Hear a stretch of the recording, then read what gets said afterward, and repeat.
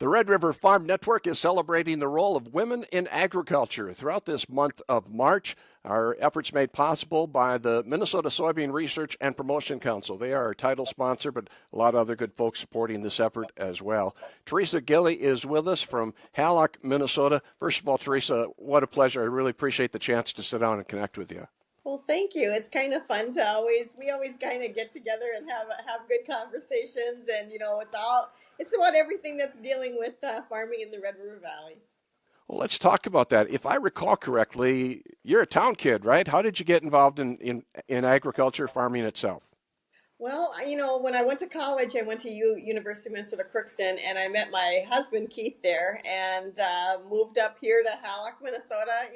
I'm from Central Minnesota. I grew up in town, and they had a custom harvesting business, and we went south to Laverne, Oklahoma, and they were going to put me in a 7720 for a few days. Well, that was back in 1983.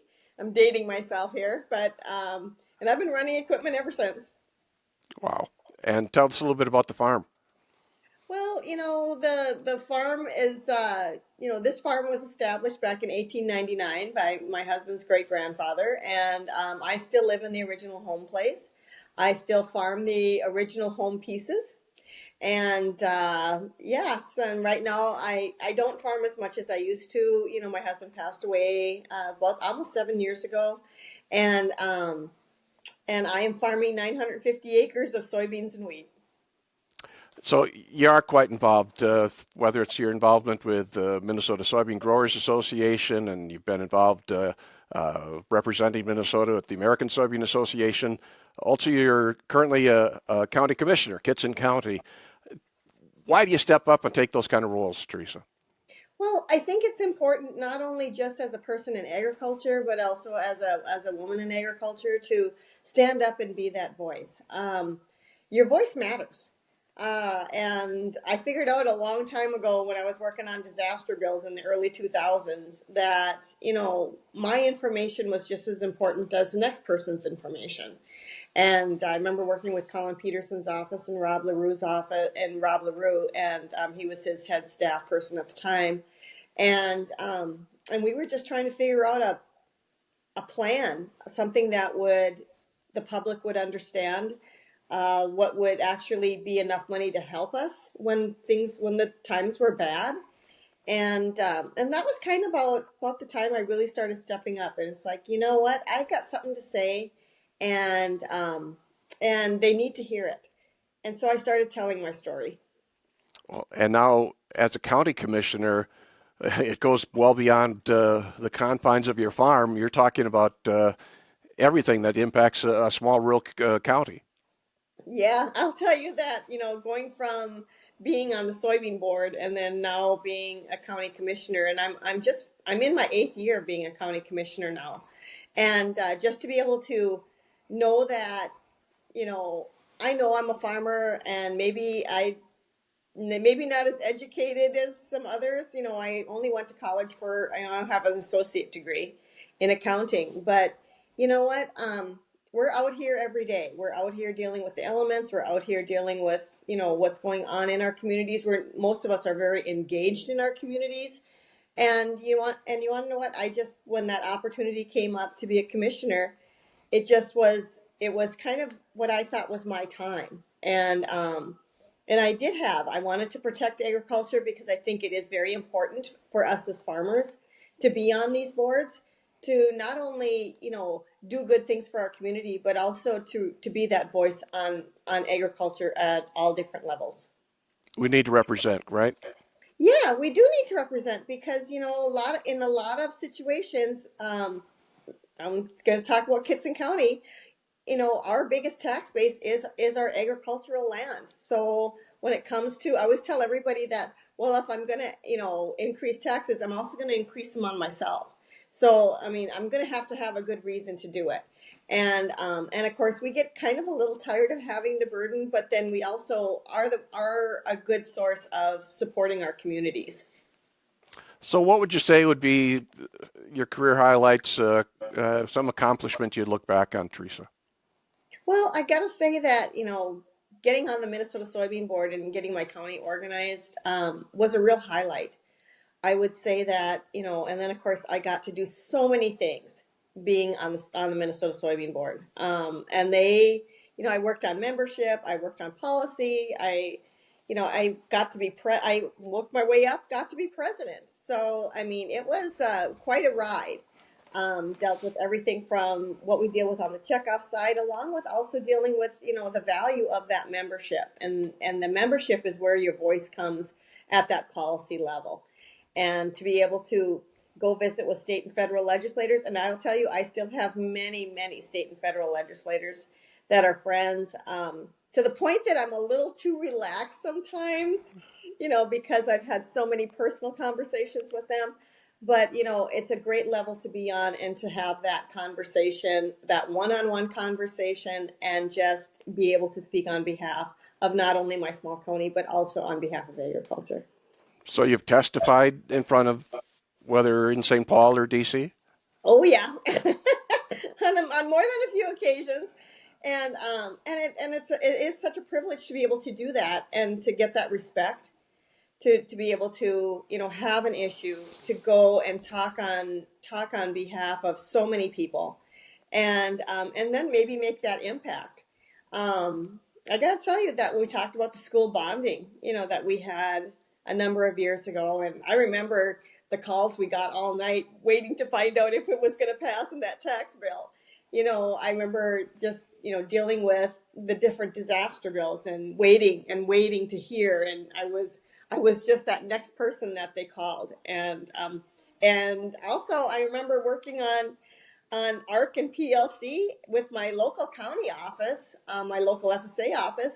And they were like, well, I think Theresa's worked some of this out, and we would lay it all out on the counter. And what a privilege to be able to be that person that looks into it and to be able to, tell them that say, well, this is working, this isn't, and to have the respect that they know that I'm doing the best I can. You're also such an advocate on mental health issues and being a survivor of suicide with Keith dying from suicide. How do you tell me about how you've been able to share that story and really help others? Because I know you have. Oh, that was a real crappy situation, especially when you don't realize it's coming. I deal a lot with even mental health counselors and stuff, and I said, boy, you can have all the script laid out there, but it may come and just sideswipe you, and you don't even realize it's coming. And that was my situation. And just to be able to deal with other suicide survivors, to even talk to different farmers and stuff and say, when you're really stressed, is this what you really want to do? And then I want you to see the aftermath, because so often they do not understand the aftermath of what comes with something like that. And I do get the privilege of working with a lot of suicide survivors. I still do. And just to have that open conversation of, what do they do next? How do they, some of them are dealing with, small children and family members, and they don't even understand their farm. I was lucky enough, at least I understood my farm, and to help them with an avenue through, because, grief is something that, suicide grief is tough.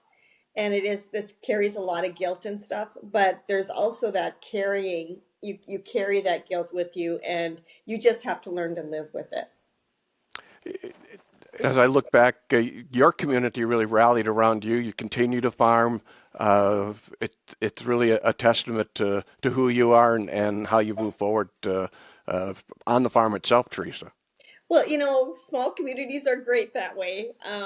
Because I was, Keith and I were talking about quitting farming, and then of course all this happens right before planting, and then of course two of our closest friends came over, and they're like, well, we're going to help you farm, and they've been hearing from other farmers that are also friends and members of the community that wanted to help, and so it was like, huh, and you kind of go, why do they want to do that, and you don't comprehend all of it, but then they organized it. And then of course that fall I had an auction.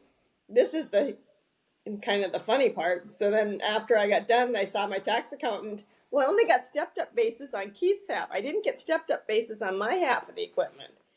So he was just kind of like, well, if you don't spend this much money before the end of the year, and I said, what? He goes, you got to buy some equipment. What? And so then I remember seeing Richard and Steve, and then asking him, it's like, um, if I buy some pieces of equipment, would you rent it from me? Because I was really thinking about getting out of farming. Yeah. And they're going, well, why don't you get these pieces and farm with us? And I actually told them they were nuts. But, here I am, how many years later, I'm still farming my 950 acres. So, And so like your neighbors, you kind of work together in that? yeah, we work together and we share equipment. And so we are actually, most of the time, all three of us are in the field. Um, I don't do planting and spraying and trucking, but I do tillage, and I land roll. I combine. I've been a combiner forever. I put probably more hours in a combine than most. I even own my own combine, so I own my own 9770. So and yeah, so it's just it's a really healthy thing. It takes a lot of trust. But, I have asked the guys a number of times, if this isn't working for you, because I know that I have a lot being a county commissioner too. And of course, I just stepped down from the Minnesota Soybean Board. And their answer is, our goal here is that we all make money. And so that's what we're doing. And I'm fortunate too that I don't rent a whole lot. I actually only rent a couple hundred acres. I pretty much farm mostly what I own. You mentioned being in that combine cab. You've got a partner in there a lot as well. I always see Bridget on your Facebook pages and those kind of things. Your Schnauzer. Yep, she goes with most days. She goes with. She's getting a little older now. She's 10 now. But nope, she loves that ride in that tractor combine. I think it has mostly to do with snacks, but anyway, but she does. She just loves to ride with, and she'll ride all day. And she sits in that other little buddy seat, and then I always have a little bed for her on the floor, and so nope, she gets to look at deer and bark and normal dog things. I always tell everybody she's in upper management. So Very good. Teresa, I look at your time at Minnesota Soybean. If I'm correct, you were the second woman president after Chris Duncanson, and there's only been one other female president with Minnesota Soybean since, with Jamie Beyer. What can we do to get more women at that table and take on some of those kind of leadership roles? well, I got to tell you that I was really, really proud of Jamie. She stepped up to the plate, and she's so smart. And just, she always used to say that I was her biggest cheerleader. And us as women in agriculture, we need to support that. I think as especially women in agriculture need to support other women in agriculture, and I'm a big advocate for that. And right now we have Rose on the Minnesota Soybean Board. She's on the exec board now, and she's doing an excellent job. She's a little bit younger than I am when I was on, and a little younger than Jamie when she was on. So when she was president. So but she's working her way up, and she is a wonderful advocate for agriculture. She's very involved, and I got to tell you, I'm just so proud of her too. And I think that there are more women that are starting to step up. Who were your mentors when you started moving into some of those leadership roles? Oh, I'll tell you, Barb Overly was excellent. She was just so inviting. I got to tell you that, yeah, to go to those meetings, and then I would sit next to Barb, and she was just always encouraging. Um, and how do and just to always have that other person to be with. And of course, then Barb retired, and then it was me for a while, and and then it was like, well, I gotta say that the guys were pretty good too, though, to take me with and to include me.